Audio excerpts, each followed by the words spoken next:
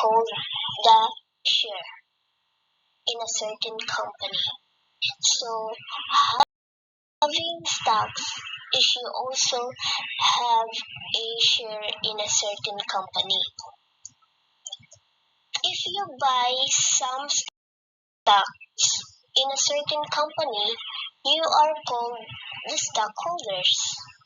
So you are the person who owns a share or stocks in a company. And being a stockholders, you will receive dividend. So dividend is the amount of stockholders share to the company's earning or profit. The par value of stocks is the value of common share set by the company's character. So for us to be able to compute the stockholders' ownership of a company, we are going to use the formula P equals S sub O all over S sub T, where in the P is the part of the stockholders' ownership of the company. S sub O is the number of shares which the stockholder owns, and S sub T for the total number of shares issued by the company. And for us to be able to compute for the amount of dividend per share, we are going to use the formula DPS equals total number of dividend all over the total number of shares. And for the amount of dividend, we are going to use the formula N equals par value times dividend rate times the number of share. So, number 1. Mr. Elmer Manansala owns 350 shares of stocks in a company that issued 70,000 shares. What part of companies is owned by Mr. Manansala? So let us have here first are given. So the first one are S sub O or the share of stockholders. We have here 350 shares. Next is S sub T or the total share issued by the company is S 70,000. So we are going to find the value of P or the part of company owned by Mr. Manansala. So we are going to use the formula P equals S sub O all over S sub T. Then let us substitute our S sub O is 350 over our S sub T is 70,000. So 350 divides 70,000, we have here 1 over 200, or the value of our P is 0.005%. So therefore Mr. Manansala owned 1/200 or 0.005% of the company share. So that's how easy we compute for the part of company owned by a stockholder. So next we have here example number 2. KKR Mining Company declared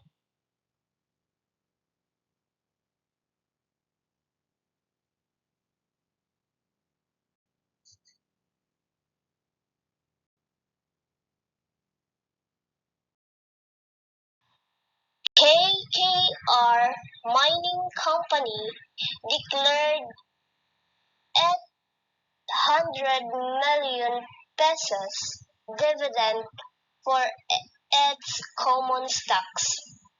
If there were 2,500,000 shares of common stocks, how much is the dividend per share?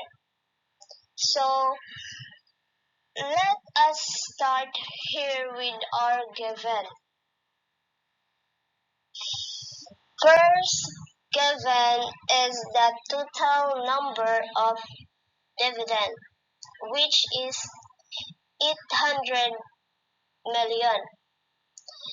Next is the total number of share, which is 2,500,000 shares. So we are going to find the dividend per share or the DPS. So we are going to use the formula total number of dividend. Dividend, the total number of shares. So let us substitute. So our total number of dividends is 800 million pesos and our total number of shares is 2,500,000. So 800 million pesos divide 2,500,000. So we have here 320 pesos. So therefore, the amount of dividend per share in KKR Mining Company is 320 pesos. So that's how easy we compute for the dividend per share. Here are example number 3. KKR Mining Company declared a 2.5% dividend on stock with a par value of 750 pesos. If Mr. Manansala owns 450 shares, how much dividend will he receive?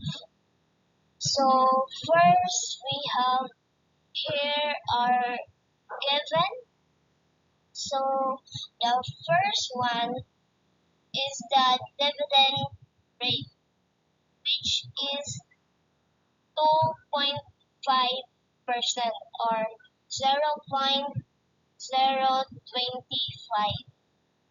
Next, the par value is 750 pesos and the number of shares is 450 shares. So we are going to find the dividend that Mr. Manansala will receive. So we are going to find the value of n. For our formula, we are going to use n equals the par value times the dividend rate times the number of shares. So let us now substitute the values. For our par value, we have here 750 pesos. For our dividend rate, we have here 0.025, and for the number of shares, we have here 450 shares. So 750 times 0.025 times 450, we have here the value is 8,437.50 pesos. So therefore, the amount of dividend Mr. Manansala will receive 8,437.50 pesos.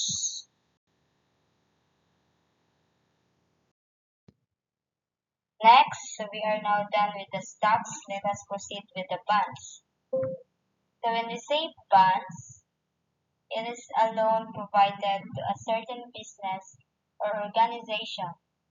So it is a debt instrument with the promise to pay back with interest. So if you invest into bonds, you are called bond holder. For the par value, we have here, it is the principal amount borrowed from the bondholder. So if the stockholder will receive dividend, the bondholder will receive interest. For us to be able to compute the interest on bond, we use the formula I equals par value times rate times number of months over 12 months. And for us to be able to compute for the current yield, wherein the current yield represents the return an investor would expect to earn a year. So we have used the formula Y equals annual interest rate all over the purchase price. So let us have our example number 1. Find the periodic interest on a bond with a par value of 80,000 pesos, which pays 4% interest in 6 months. So our given here is par value of 80,000 pesos, a rate of 4% or 0.04, and our time is 6 months over 12 months. So we are going to find interest on a bond. So we are going to use the formula I equals par value times rate times the time or number of months all over 12 months. So we have here substitution. So 80,000 times 0.04 times 6 months over 12 months, we have here the interest in a bond is 1,600 pesos. So that's how we compute for the periodic interest on a bond. Next, example number 2. Compute the current yield of a bond whose par value is 40,000 and which pays an annual interest of 5%. If it is purchased, at first one is the par value, the second one is 45,000 pesos, and the third one 38,000 pesos. So let us start here with the par value purchase at par value. So given natin, our par value, this one is 40,000. Next, the rate is 5% or 0.05. Next, the purchase price. Sabi ko nga kanina, mag-start tayo kay letter A. The purchase price is par value, so same lang niya, 40,000 pesos. Next, we're going to find the current yield or the value of Y. So we are going to use the formula Y equals the annual interest rate all over the purchase price. So let us substitute the given values. So for annual interest rate, we use par value times the rate. So 40,000 times 0.05 all over the purchase price is 40,000. So we have here the 40,000. Next, 40,000 times 0.05, we have here 2,000. Then copy the denominator, 40,000. So 2,000 divide 40,000, we have here 0.05 or 5%. So therefore, the current yield of a bond purchased at 40,000 pesos is 5%.